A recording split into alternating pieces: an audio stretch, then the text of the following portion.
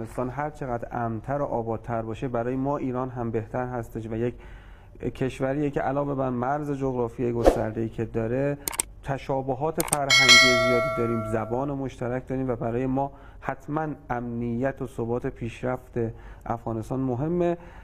امیدوارم که هیئت حاکمه افغانستان هم حواسش به این ظرفیت‌ها باشه و حواسش به مردمش باشه. بریم سراغ سوالای شما، زمانمون تا پایان هم خیلی نمونده. آقا این پاسپورت خانواری چیه و دستنویس بودنش؟ گفتن اینا تکلیفش چیه؟ در سالهای گذشته به خاطر محدودیت صدور پاسپورت توسط دولت افغانستان اجازه دادیم که یک خانواده یک پاسپورت داشته باشه. خب اما از سال 2017 میلادی در تمام جهان پاسپورت خانوادگی منسوخ شده. ما امسال اعلام کردیم این پاسپورت‌ها باید تفکیک بشه و هر کس یک پاسپورت داشته باشه، ولی الان این پاسپورت‌های خانوادگی همچنان اعتبار دارد تا زمانی که ما بهشون اعلام کردیم که این پاسپورت‌ها باید تفکیک بشه. اینم بخشی از اون سند هویتی است که پس بعد یه سوال ادامه این داره، میگه اونایی که پاسپورت خانواری دارن گواهینامه میتونن بگیرن؟ فعلا کسانی که کارت آمایش دارن بر اساس اعلامی که فراجا کرده میتونن مراجعه کنن و گواهینامه بگیرن، چون اونا پناهنده تلقی میشن. کارت آمایش جدید صادر نمیشه دیگه؟ ما کارت آمایش رو هر سال تکرارش میکنیم. امسال در سال گذشته تا بهمن ماه آمایش 18 رو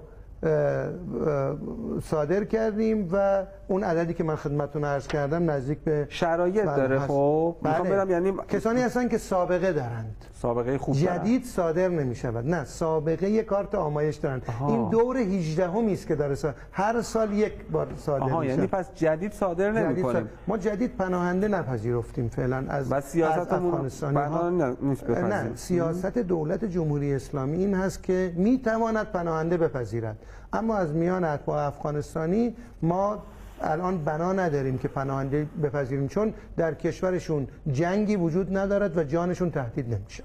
نوشتن که حالا اینکه فرمودید رو عرض میکنم 919 آخرش 89 گفتن واقعا شرایط زندگی رو اون طرف نداریم و چیزی هم نداریم که ثابت بکنیم.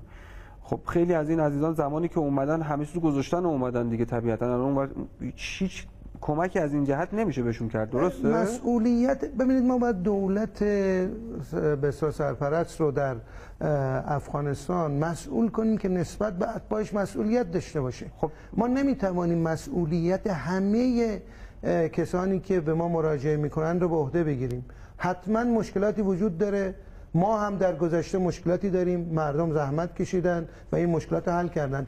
اتفاقا اتباع افغانستان به سخت کوشی معروفن و فکر میکنم که در کشور خودشون میتوانن این مسائل رو حل کنن. حتما میتونن، به شرط اینکه میگم اون هیئت حاکمه افغانستان اجازه این کار رو بده. گفتن آیا کسی که خود معرف بوده دوباره میتواند همراه با خانواده‌اش برگرده؟ شناسه شغلی هم داره؟ حتما برای بار اول باید تنها بیاد و بعدی که کار پیدا کرد و یک قراردادی بس، اون موقع میتواند تقاضا بکنه با توجه به شرایطش ما بهش اجازه میدیم خانواده‌اش بیاد یا نیاد.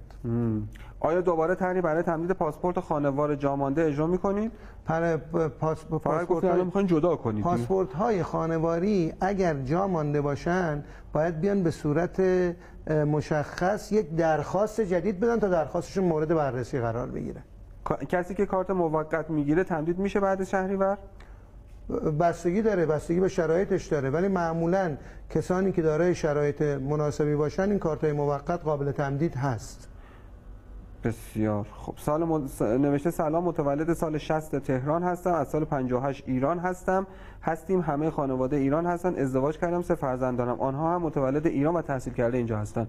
چنین وضعیت این بنده خدا احتمالاً باید با این شرایط اینا باید کارت آمایش داشته باشن و اگر نگرفتن مقصر خودشون هستن، چون همه کسانی که اون موقع بودن موفق به اخذ کارت آمایش شدن. اگه کارت آمایش رو گرفته باشه، تو این 2-3 بار تو این وسطا تمدید نکرده باشه، مثلا کارت آمایشش مال ضوابط داره. ما کسانی که اگر پی در پی اگه پی در پی انجام داده باشه، حتی ما در گذشته که کارت آمایش 18 رو در سال گذشته صادر کردیم، حتی اگر کسی 2 دوره یا 3 دوره این رو جا انداخته بود بازم قبول کردیم و کارت آمایش 18 بهش دادیم. اما امسال کارت آمایش 19 فقط برای دارندگان کارت آمایش 18 صادر خواهد شد. در مورد ویزا و پاسپورت تحصیلی هم سوال داشتم. آیا قانون جدیدی هست برای اخذ ویزا بدون ابطال کارت آمایش؟ نه، کسانی که دانشجو میشوند باید کارت آموزشیشون تحویل بدن و با پاسپورت ادامه تحصیل بدن. این قانون به اصطلاح دارندگان پاسپورت است و باید بر اون اساس ادامه حضورش در کشور باشه. خیلی خوب.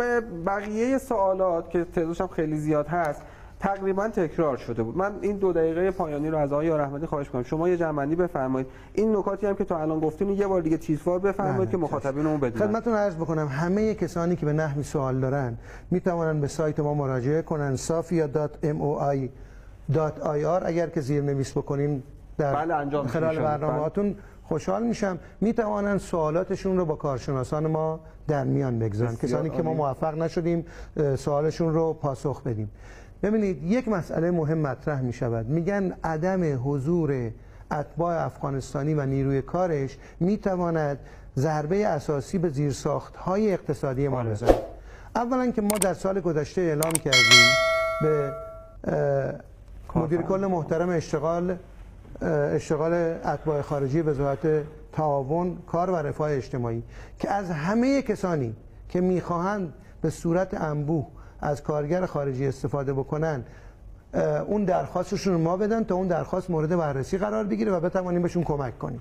پس آمادگی وجود دارد که بیان با ما وارد مذاکره بشون به نحوی که البته الان من متاسفانه این رو بگم تمام درخواستایی که به ما داره مطرح می شود مال واحدهای تولیدی نیست، مال سرایدار باغ‌ها و ویلاهاست که به نظر ما عدم حضور اینا هیچ مشکلی ایجاد نمیکنه.